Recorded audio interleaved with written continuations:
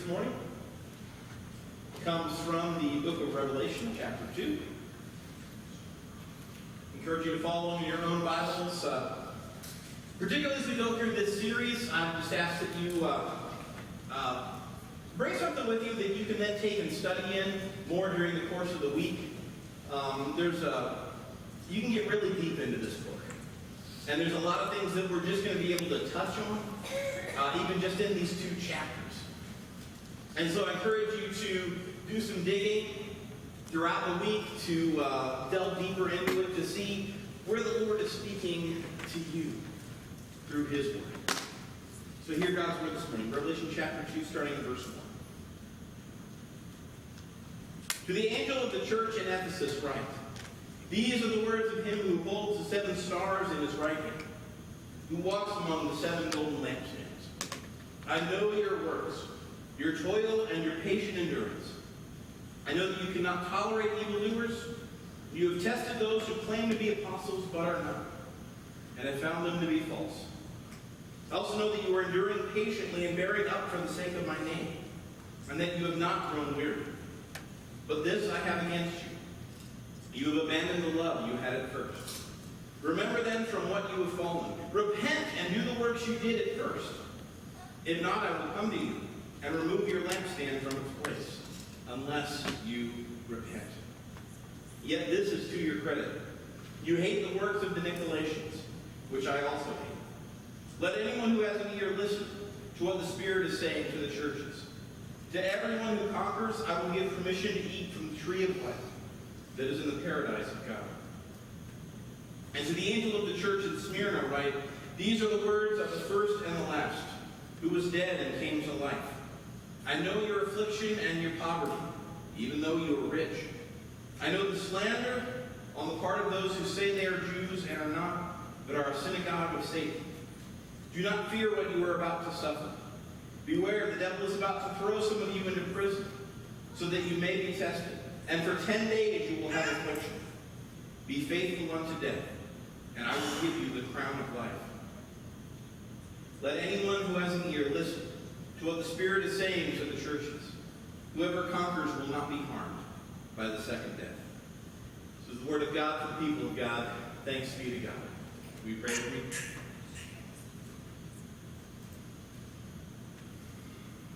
Holy Spirit, come among us this morning. Come, speak into our hearts. You know where we've overcome and where we've slipped up. You know our needs. You've seen our lives. So come this morning as we open your word and speak to us in the deepest part of our being. Tune our minds, our ears, and our hearts to know your voice and to tell it apart from all others. Speak to us, God. Use whatever words I may offer, but you speak to us, that we may know and do your will and yours alone. Through Christ our Lord we pray. Amen. So we began last week to look at the book of Revelation, and we were promised in chapter 1, verse 3, which I found out this week is my son's favorite Bible verse, which is pretty awesome, that we are promised a blessing for reading this word, for hearing it, and for seeking to apply it to our lives. And so over the next few weeks, we're going to look, particularly at chapters 2 and 3, we're going to look at these 7 churches that Jesus has written letters specifically to. This is not John's thought process. This is not his wording. These are letters that Jesus is writing through John to 7 different churches in the region of Asia Minor, what we would call Turkey today. And these 7 are chosen for a reason. We're going to dig into those reasons as we go along. They could pick any number of churches. Certainly we have a lot of others that show up in the New Testament. Ephesus, which is the first one we'll look at today, we do have another letter from Paul. But the rest of them we don't hear as much from. We see Smyrna as well in various different places, but it's, why these 7? Why not Rome or Corinth or any of these other churches that we see? And the reason I think we're going to find is that as you dig through these, each of these has has a specific purpose. The struggles that are going on in these churches, the challenges they are facing, the things that they are overcoming are specifically chosen to relate not just to where we are at as Christians and churches today, but where the church has been at throughout various times in history. We talked about last week that Revelation operates on several different levels. That there is a local reality that these writings are addressing, that there are things happening in Ephesus, Smyrna, Pergamum, Thyatira, Sardis, Philadelphia, and Laodicea that are happening in the day in which John is writing these words down from the Lord. And so he's addressing specific historical situations that are happening right then and there. But also you have things that apply to where the church has been throughout the span of history. And indeed, these 7 churches lay out for us a map of different eras in the history of the church. As well, they relate to each of us. These aren't just written to these specific churches. As I've been doing this, and we talked last week a little bit in John Wesley's writings on Revelation, he leaned very heavily on a trusted author. One of my main sources in this is a gentleman by the name of Chuck Missler, who passed away a couple of years ago, but it's just a wealth of information. And he spends about an hour on each church. So if you want some deeper detail, I encourage you to check out his studies online about these things. But one of the points he makes is that at the end of every one of these letters, there is the same line happens every time. He who has ears, let him hear what the Spirit has to say to the churches. Now, let me just double check, because I want to make sure I've got the right group of people here. Is there anyone here who doesn't have ears? No? You have ears, raise your hand. Okay, then it's talking to you. He who has ears, let him hear what the Spirit is saying to the churches. So it's not just talking to somebody named Timothy in some foreign town called Ephesus thousands of years ago speaking to us today. And as well, there are many things in these as well that look ahead to things that have not yet happened, that are words of prophecy for a time beyond our time. So let's dig in and see what this has to say to us. Each of these 7 letters hits on certain key things, and there's an outline to each of them in a particular order. We have the name of the church, a title that Jesus introduces himself under that relates to what's happening in that church, a commendation, some form of praise for the church, a concern of where the church is struggling, some words to guide them, a promise to those who overcome, and again the phrase of anyone who has ears, let them hear. These letters follow this format, and there are some that take parts in and out and don't have one thing or have another, and those are significant meanings in and of themselves. But be looking for each of these things as we go through. So let's start with Ephesus. You have the map up here of the 7 churches. Patmos is where John is writing from. He's in exile out there. You like how I can move the mouse pointer with my thoughts here? That's awesome. Thank you, Byron. But island Patmos is where John is writing from. He's in exile for preaching the gospel. And the Romans have put him out there where he's having these visions. And the closest town there is Ephesus. This is the first one. You can almost make a circuit out of these in the way in which they go. Ephesus is a port city, and it's a very critical city in the early church. The name means darling or desired one. It was founded in around 1400 BC. There was a temple there to a Hittite deity that was later repurposed by the Greeks and the Romans. It is the Roman capital of the province of Asia, and it is the gateway to the east. There is a great harbor there. You kind of see where the water flows into it there in that little crook.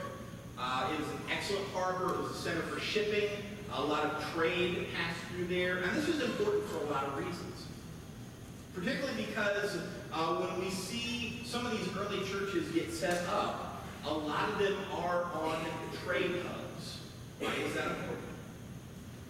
It's important because when you're in the middle of these cities, when you are reaching people in Ephesus, you're not just reaching the people of Ephesus, because others are coming through. If you look at what the kind of ministry that the Crolls are doing, if you know them, they've gone out from us recently. They've gone up to Wisconsin to work there amongst international students, particularly those of Thai extraction. And the goal is to minister to those who are coming through from other countries where it's very difficult for us to get in with the gospel. But these folks that are native to these regions come to the States to get an education. And if we can reach them with the gospel here, guess what? They take it back with them and share it with their friends, their families, their loved ones. And so cities like Ephesus and the churches that were there served that same purpose of being able to reach people, not just the local citizenry, but all the folks that were coming through as well. In fact, we see a lot of acts happening here in Ephesus, particularly chapters 18 through 20 are happening here in this area.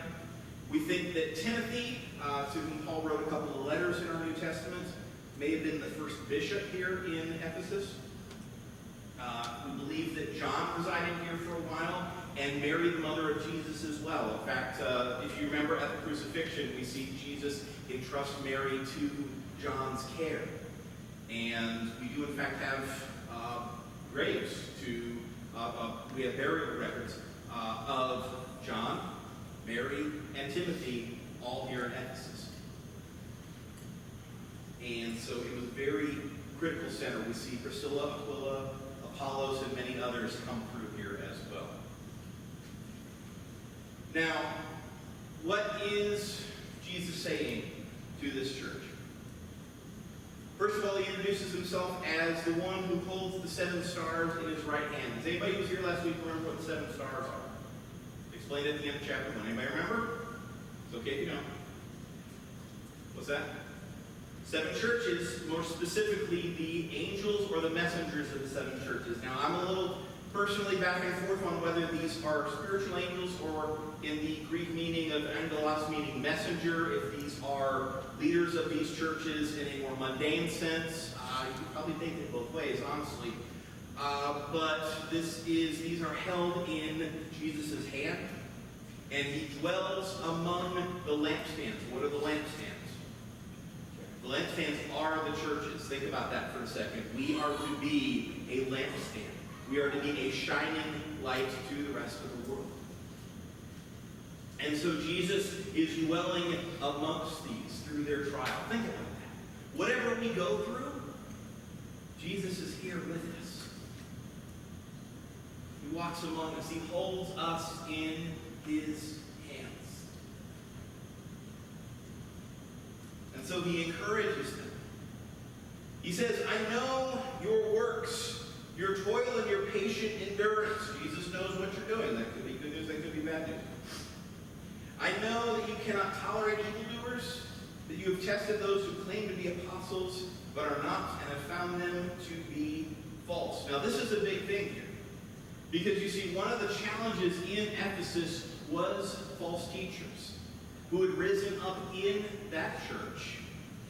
And again, with this being a hub city, had potential to spread those teachings all over the place. In Acts chapter 20, as Paul is saying goodbye to the Ephesian church, getting ready to move on, he says to them this: keep watch over yourselves and over all the flock. I know that after I have gone, verse 29, I know that after I have gone, savage wolves will come in among you, not sparing the flock. What does he mean by that? Some even from your own group will come distorting the truth in order to entice the disciples to follow them. Therefore be alert, remembering that for 3 years I did not cease night or day to warn everyone with tears. So Paul let them know ahead of time that they were going to be dealing with false teachers. We see also in John's letters, 1 John the letter of 1 John appears to be, by the perception of man, to be written to this church in Ephesus. So we have 3 different letters written to them in Scripture. Paul's letter, John's letter, and Jesus' letter here. And he's warning them in chapter 4. Test the spirits. See whether or not they are of God. Again, in 2 John, which is believed by many to have been written to Mary, he says in 2 John verses 7 through 9, again, test the spirits, for false prophets have come among you. So they have done what they've been asked to do, which is pretty awesome. They have stood up against false teachings. They have weeded out false doctrine, and that's a good thing, and Jesus commends them for it. Because right teaching is important. Having the right understanding of who God is, what he has done. There were a bunch of different ideas floating out there, contrary to the gospel. That Jesus was only human, that he was only spirit, that he was this or that he was that. All things which undermined the very purpose for which he came. And the salvation which he sought to bring to us. And so they had contended against these things. But what's the concern?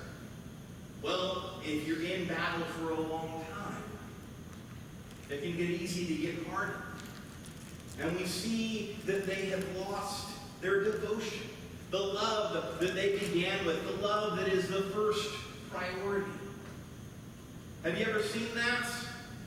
You see the folks who make it their mission and their ministry to stand on sound doctrine and to call out false doctrine where it is, and how it isn't a guaranteed thing, but how frequently it is that we see these folks getting harder and angrier and louder over the course of time. I know I've struggled with that myself. I've had to check my attitude on many times. Sometimes other people have had to check it for me. When I have been speaking out against people who were misleading others, who were bringing false teachings into the church, and I've kind of forgotten myself at a few points and gotten a little angrier and more pointed than I should have been. Confession time. And so this is a real challenge when you are standing up for the true faith, to not forget your devotion to God, and that devotion necessarily pushes us to our love of others. And so Jesus calls them to repent. Love and truth are not mutually exclusive. You can love and stand on truth, but you got to do both. You can't lose one for the other. And so he calls them to repent, remember, and return to where they were before, or they're going to lose their place amongst the church. He says to them, I give this to your credit. You hate the works of the Nicolaitans, which I also hate, and I would love to lay out for you who these guys are and what their deal was. The problem is nobody knows. There's a lot of different theories, some connecting this to Nicholas, one of the leaders in the early church, some connecting this to different breakdowns of the word, Nike and Laos, victory over the people, overcoming the people, that there were some bad leadership structures there, but it's not really well understood what this is and who these people are. But Jesus says to them, to everyone who overcomes, listen in here. And to everyone who overcomes, I will give permission to eat from the tree of life that is in the paradise of God. Anybody remember where we first saw that tree? The garden. This is the tree that was given to humanity in the beginning. This is the tree from which we were cut off in the fall. This is the tree that is restored to us in the new kingdom. Where does this apply to us? Well, again, we need a balance of love and truth in our lives. We need to be careful. Some people apply this historically to the early apostolic age, where all of these battles had to be fought for sound doctrine so that generations to come would have the truth. And that in many, their hearts grew cold in the battle. We see a lot of evidence through history. To us today, that we have to balance truth, and love. That as we stand for the right teaching of the Word, that we don't let our hearts grow cold and hard, but continue in the deep love of God and the love for those He has made. So that's Ephesus. Let's look at Smyrna. Smyrna is rooted in, the name of the place is rooted in the same root as something called myrrh. You guys ever heard of myrrh? Where do you hear about it typically? Gold, frankincense, and myrrh. Right. Anybody know what myrrh is used for? Burial, embalming. It's also a pain reliever. But the root of both of these things is in death. Myrrh is used for embalming. It's used for pain relief. And it gives off a scent by being crushed. Interesting. It's about 42 miles north of Ephesus. It's a double harbor. It will actually, the harbor in Ephesus eroded over time. The Romans did a lot of clear cutting of timber in order for building. Erosion followed, and that harbor is about 6 miles inland today. And Smyrna ended up picking up a lot of the traffic after that happened. So it's another hub city.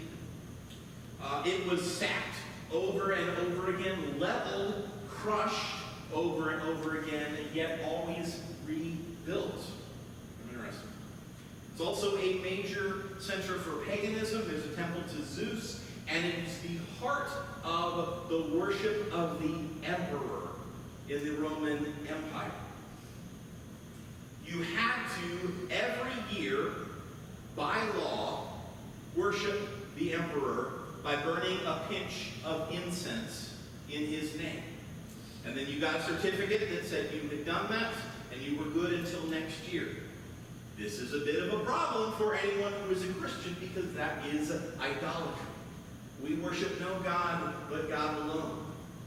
Caesar is just a guy. And so the Christians were faced with this, because the thing is, if you didn't do that, if you didn't offer the pinch of incense as an offering, you would be executed. And so they faced great persecution there in Smyrna. So again, Jesus says to them, I know your affliction. He says to them, first of all, these are the words of the first and the last, who was dead and came to life. And death is a running theme here in Smyrna, but he is telling them that he is the one who has overcome death, the very thing they are facing. He knows their affliction, and he knows their poverty, even though they're rich.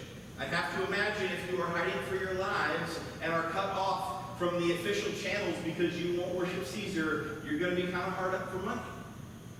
And yet, despite that, they are spiritually rich because of their faithfulness to God.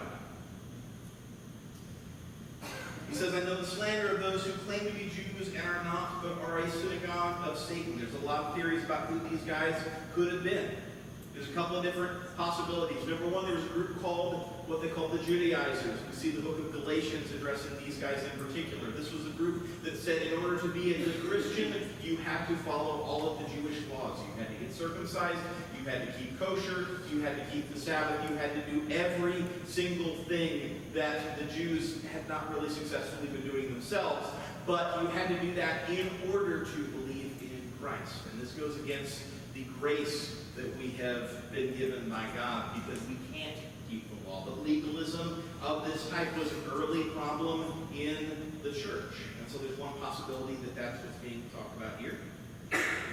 If we see Peter even fall in line with these guys before he gets his head straight, and Paul has called on. We see an early Jewish persecution of the church. Most of the first persecutions that happened were by the Jews, not by Rome. And so there's a possibility that that's where this is coming from. We see Paul participating in that before he comes to Christ.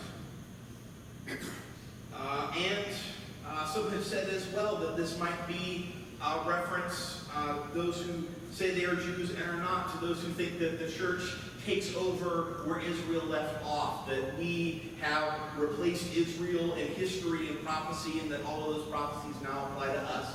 That one's a little, maybe more of a stretch, but it's something to keep an eye on, because a lot of times when that mindset comes in that, well, God's done with Israel and we're the people of God now, a lot of abuses have come from that. A lot of persecution of the Jewish people has come out of that. And so that's something to watch for. Even if that's not what's being talked about here, it's something certainly to be aware of. But we see great persecution happening during this time.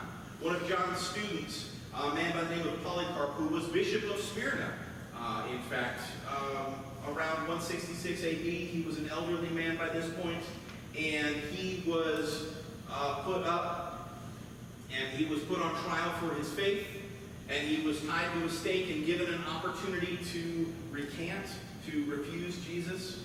And he said this, 86 years I have served him. How can I now blaspheme my king who has loved me so? And he was burned at the stake for his faith. So whatever the case, these guys are facing great persecution. What is Jesus' word to them? Do not fear what you are about to suffer. He doesn't say to them, do not fear because I will protect you from suffering. He says, do not fear what you are about to suffer. They are going to go through trials. James 1 tells us that to count it joy when you face trials of many kinds. He says that this will come, you will be afflicted, but be faithful, and you will receive the victor's crown. Survive through the persecution. Be faithful in spite of the fact that it may be faithful even unto death, and I will care for you. What's the promise he gives them? That they will not be hurt by the second death, but will have eternal life. Where does this apply to us? Well, the fact is that the church throughout 2,000 years has faced various types of persecution. We don't see it as blatantly here in the U.S. But maybe a time is coming where it is. And it is, in fact, our position in the Western culture is shifting. Have you noticed? Have you noticed the subtleties in our media, in our news, in our movies and books and media and television shows about how the church is portrayed, the light in which we are seen? That we are hateful, that we are manipulative, that we are, at best, a crutch to lean on, and at worst, trying to control people with our beliefs. Now, we know that's not the gospel. We know the grace and love of Jesus, but this is how the world is casting us. There are even places right now that are starting to classify in other countries Christianity and religion in general as a mental health concern for their nations. That these religious folk are dangerous. It's starting already. We need to be aware. We need to be ready. Maybe it happens in our lifetime, maybe it doesn't, that we face persecution. Although considering that persecution tends to come with faithfulness, if we're not getting troubles, we should probably be a little concerned about how we're living our lives. 2 Timothy 3:12 says that we are going to go through persecution if we are faithful. We are going to suffer. We are going to struggle. So we need to be ready. And be ready to be faithful unto death. This has been tied in terms of history to the age of the martyrs.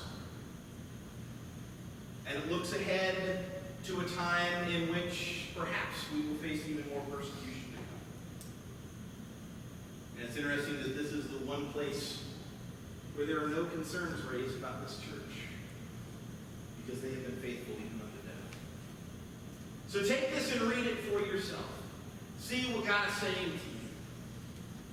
Read this week through chapters 2 and 3 of Revelation. Go back and read 1 as well. If you weren't here last week, go and watch the video. It's on our webpage, on our Facebook, on our YouTube. Look for these themes. Look and see what God is saying to you. You have ears. I can see them from here. So listen to what the Spirit is saying to the churches and to you. Be faithful. Persevere. Hold to the truth. And do so in love. Will you pray with me? Almighty God, Help us walk in faithfulness to you. That in all that we do, whatever we face, whatever challenges may come, whatever temptations come before us, wherever we struggle, wherever we see pushback, even if we face persecution, Lord, show us how to be faithful to you in everything that we do. Lead us in your ways. Help us to dig into your word and know your will for our lives. To speak the truth in love. And to walk with you no matter what. Guide us. In Jesus' name we pray. Amen.